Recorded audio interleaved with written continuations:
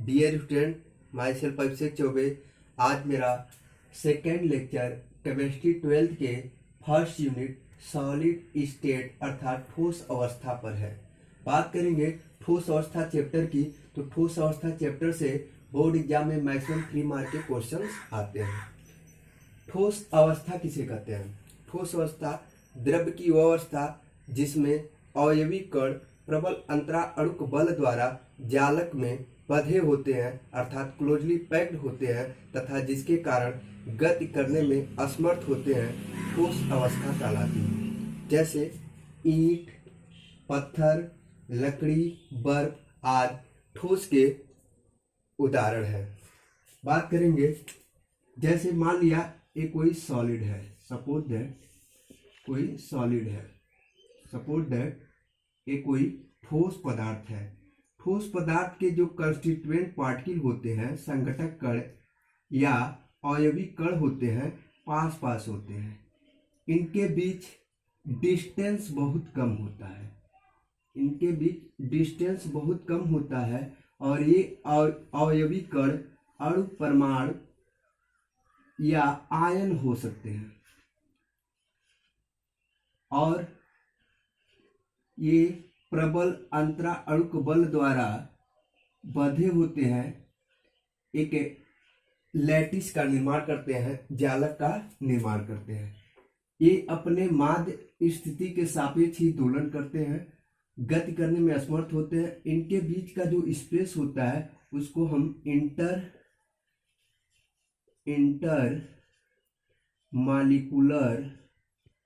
Molecular space अर्थात अंतरा आणविक स्थान कहते हैं। ये अंतरा आणविक स्थान कहते हैं। इनके बीच, इन कणों के बीच, इन अवयवी कणों के बीच दूरी बहुत कम होता है जिसके कारण ये अपने माध्य स्थिति के सापेक्ष ही दोलन करते हैं। अब बात करेंगे प्रॉपर्टी ऑफ सॉलिड की। प्रॉपर्टी ऑफ सॉलिड की, प्रॉपर्टी ऑफ सॉलिड की। ठोस के बहुत सारे प्रॉपर्टी हैं। फर्स्ट प्रॉपर्टी आता है कि ठोस का आकार, आकृति तथा आयतन तीनों निश्चित होते हैं। ठोस कठोर एवं असंपीड्य होते हैं। क्वेश्चन पूछा जाता है कि ठोस कठोर क्यों होता है? ठोस कठोर इसलिए होते हैं क्योंकि इनके अवयवी कणों के बीच दूरी बहुत कम होता है, बहुत पास पास होते हैं और ये प्रबल अंतरा अणुक बल द्वारा बंधे होते हैं, एक जालक का निर्माण करते हैं। इस वजह से ठोस कठोर होते हैं। ठोस असंपीड्य होते हैं। क्यों असंपीड्य होते हैं? क्योंकि इनके कण पास पास होते हैं, ये क्लोजली पैक्ड होते हैं, जिनको दबाया नहीं जा सकता है, इसलिए असंपीड्य होते हैं। अब बात करेंगे ठोस दृढ़ता, रिजिडिटी। ठोस दृढ़ होते हैं और साथ ही साथ इनका मेल्टिंग पॉइंट, बॉइलिंग पॉइंट अधिक होता है, उच्च होता है। क्यों उच्च होता है? क्योंकि जब कण पास पास होंगे तो इनको मेल्ट करने के लिए अधिक ऊर्जा की आवश्यकता होगी, गलाने के लिए अधिक ऊर्जा की आवश्यकता होगी, उबालने के लिए अधिक ऊर्जा की आवश्यकता होगी। इसका डेंसिटी, घनत्व की बात करेंगे तो घनत्व भी उच्च होता है। यहां तक आप 11th क्लास में पढ़े हैं। अब आपको नया पढ़ने को मिलेगा क्या? Types of solids. सॉलिड कितने प्रकार के होते हैं? टाइप्स ऑफ सॉलिड,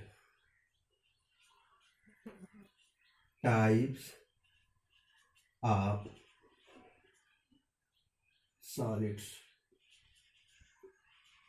ठोसों के प्रकार। बात करेंगे ठोस कितने प्रकार के होते हैं, तो ठोस 2 प्रकार के होते हैं। एक होता है क्रिस्टलाइन सॉलिड, क्रिस्टलाइन सॉलिड। दूसरा अमार्फस सॉलिड,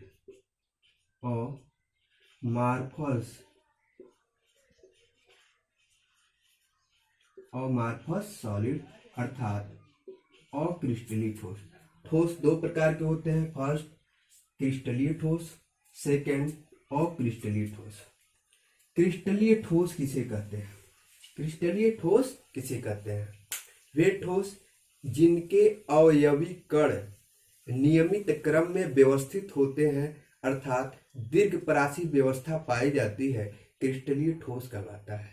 जैसे NaCl के क्रिस्टल की बात करेंगे तो NaCl का जो क्रिस्टल होता है, Na positive ion, Cl negative ion, Na positive ion, Cl negative ion, Cl negative ion, Na positive ion, Cl negative ion, Na positive ion, alternate करके अरेंजमेंट इनका होता है। Na पॉजिटिव आयन और Cl negative ion का alternate करके arrangement होता है।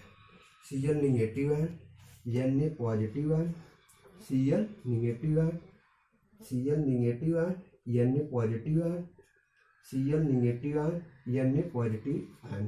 इस प्रकार आप NaCl के जालक में या क्रिस्टल में देखेंगे कि हर Na पॉजिटिव की तरफ Cl निगेटिव आयन है। हर Cl निगेटिव आयन के चारों तरफ Na पॉजिटिव आयन है, Na पॉजिटिव आयन है। यानी ये अल्टरनेट करके व्यवस्थित होते हैं, इनकी नियमित क्रम में व्यवस्था पाई जाती है, अर्थात ये दीर्घपरासी व्यवस्था में होते हैं। एक एग्जाम्पल और समझ सकते हैं, जैसे कारीगर जब दीवार बनाता है तो ईंट को व्यवस्थित क्रम में रखता जाता है तो एक बहुत बड़ा ऊंची दीवार तैयार होता है। लेकिन अगर उसी ईंटों को व्यवस्थित क्रम में न रखा जाए तो ऊंची दीवार तैयार नहीं होगा और वो दीवार पस्त हो जाएगा। अब बात करते हैं अक्रिस्टलीय ठोस की। वे ठोस जिनके अवयवी कणों की नियमित व्यवस्था नहीं पाई जाती है, अर्थात निश्चित क्रम में व्यवस्थित नहीं होते हैं, अर्थात लघुपरासी व्यवस्था पाई जाती है, अक्रिस्टलीय ठोस कहलाते हैं। जैसे रबर हो गया, जैसे रबर इसका महत्वपूर्ण उदाहरण है। रबर, प्लास्टिक,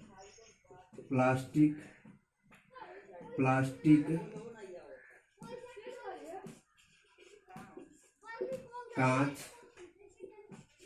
इत्यादि अक्रिस्टलीय ठोस के उदाहरण हैं। जैसे रबर के जो मॉलिक्यूल्स होते हैं, जो अवयवी कण होते हैं, वे व्यवस्थित क्रम में नहीं होते हैं, एक नियमित व्यवस्था इनकी नहीं पाई जाती है, अर्थात लघुपरासी व्यवस्था पाई जाती है,